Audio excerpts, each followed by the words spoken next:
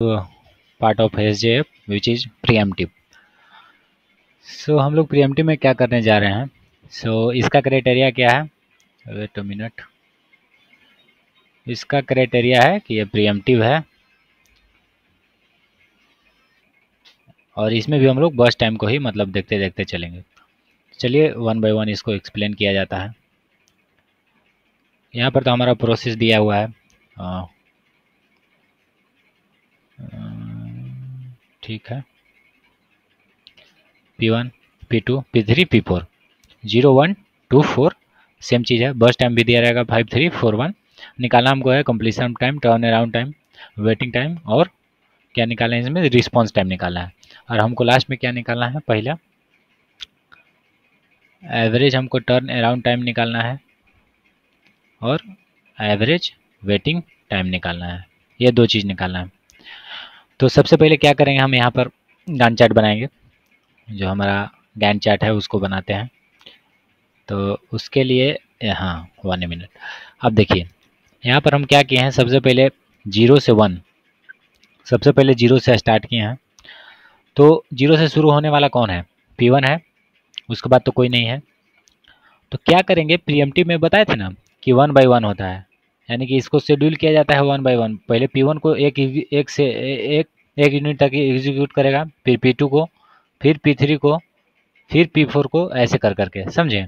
तो ऐसे ही एग्जीक्यूशन होता है प्रीएम्प्टिव में और उसको लगातार रेडी क्यू में डाला जाता है। रेडी क्यू से रनिंग क्यू में मतलब सेंड किया जाता है। तो P1 को हम एक यूनिट तक इसको एग्जीक्यूट किए, 0 से 1 P1 हो गया। अब यहाँ पर हमारा रेडी क्यू में केवल P1 था जब 0 से स्टार्ट किए। जब 1 हुआ, 1 आया तो 1 में क्या क्या हमारा 1 से क्या क्या हो सकता है। अब हमारा P1 तो यहाँ ये है, P2 भी आ गया, ठीक है। अभी P3 नहीं आया है, ठीक है। तो यहाँ पर हम क्या करेंगे, अब यहाँ पर हम P3 को करेंगे, एक एग्जीक्यूट करेंगे यहाँ पर। तो एग्जीक्यूट किया, यहाँ पर लिख दिए 2, ठीक।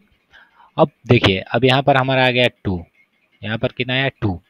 अब हमारे पास क्या क्या आया, अब हमारे पास P1 P2 P3, 2 से देखिए यहाँ अराइवल टाइम में P1 भी है, P2 भी है, इसमें भी अभी 4 टाइम एग्जीक्यूट होना है, इसमें भी 4, इसमें भी 2 होना है, इसमें इसमें कितना होना है, इसमें 2 तो होना है।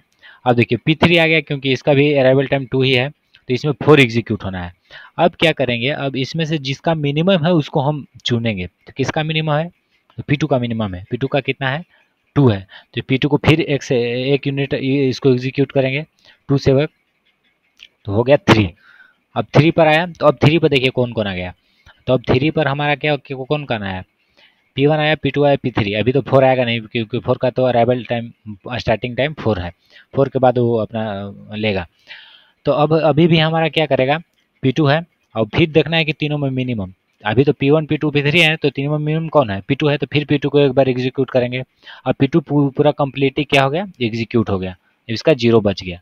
तो P2 को क्या करेंगे, अब एग्जीक्यूट हो गया तो 0 कर देंगे, 3 से 4 तक जाएंगे और यहाँ पर 4 लिख देंगे। अब देखिए अब कौन कौन इसमें आया, तो अब चारों आ जाएगा, P1 P2 P3 और P4 चारों आ गया ना, P1 P2 P3 और P4 आया क्योंकि यहाँ पर इसका स्टार्टिंग पॉइंट 4 है अराइवल।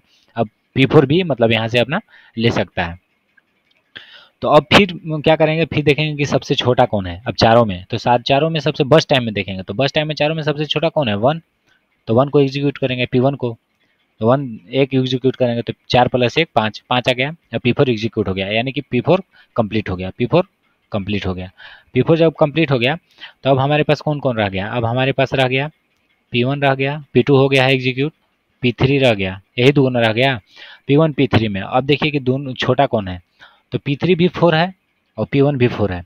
तो बताए थे ना कि जो पहले आया है प्रोसेस में, प्रोसेसर जो पहले आया उसको लेना है। तो पहले आया P1, तो P1 को एग्जीक्यूट कर देंगे, फुली एग्जीक्यूट करेंगे। चाहेंगे तो आप 1 1 करके भी एग्जीक्यूट करवा सकते हैं प्रोसेस को, चाहे डायरेक्ट करवा सकते हैं। तो हम डायरेक्ट करवा रहे हैं। 5 + 3 का है कि 2 ही बचा हुआ है, तो 5 + 3 सॉरी, अच्छा हाँ 5 + 4 यहाँ 9 होगा, यहाँ पर गड़बड़ हो गया है जी, कहीं 4 बचा हुआ था ना, हाँ 4 बचा हुआ था, तो 5 + 4 होगा तो 9 हो जाएगा, यहाँ पर 9 होगा यहाँ पर।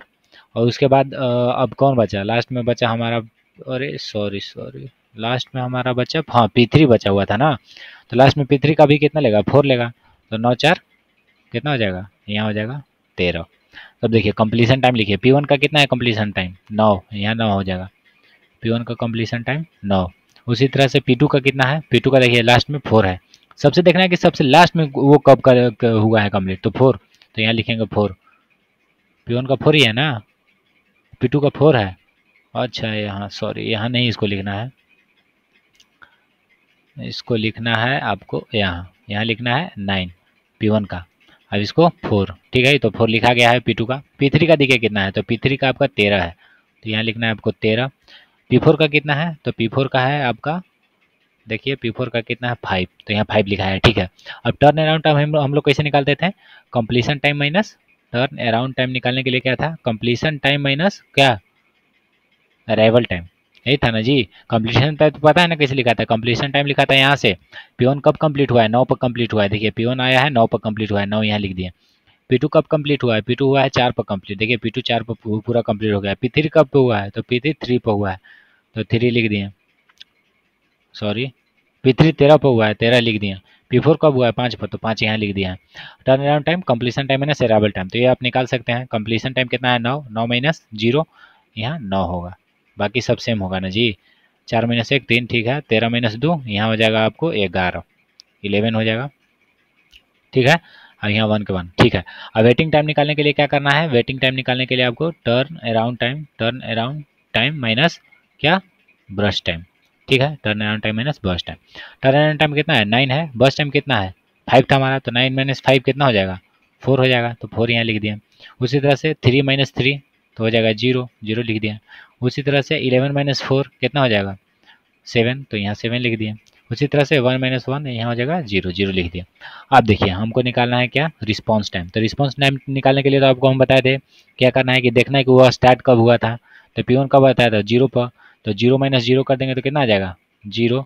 अब उसी तरह से P2 कब स्टार्ट हुआ है 1 पर, और P2 का अराइवल टाइम कितना है 1, तो 1 माइनस 1 0। उसी तरह से अब क्या निकालना है, P3 का देखना है, 1 मिनट, P3 को यहाँ से नहीं लेना है, सॉरी P2 को, हाँ स्टार्ट तो 1 से हुआ था, ठीक है। P3 स्टार्ट कब कब से हुआ है, तो P3 स्टार्ट हुआ है 9 से, 9 से हुआ है ना, 9 से स्टार्ट हुआ है P3, कहाँ गया P3 सबसे पहले, हाँ 9 से स्टार्ट हुआ है, यहाँ देख सकते हैं। तो 9 माइनस क्या करेंगे 2, तो क्या आएगा हमारा, यहाँ आएगा 7। उसी तरह से अब P4 कब स्टार्ट हुआ था, तो P4 स्टार्ट हुआ था 4 पर, तो 4 माइनस क्या करेंगे 4 हो जाएगा 0। तो ये हमारा रिस्पॉन्स टाइम है आया, समझे। प्रीएम्प्टिव में रिस्पॉन्स टाइम वेटिंग टाइम के बराबर नहीं होता है, आप जहाँ के देख सकते हैं हमारा इतना है आंसर। क्या था P1 का, P1 का तो शुरू में क्या था 0 था ना, हाँ तो 0 था, तो 0 माइनस 0 0 आया, ठीक है, आना चाहिए था 4। वेटिंग टाइम कितना था, waiting time turn around time minus क्या होता है बस टाइम, तो ना माइनस, हाँ ठीक है, तो ये होता है प्रीएम्प्टिव में।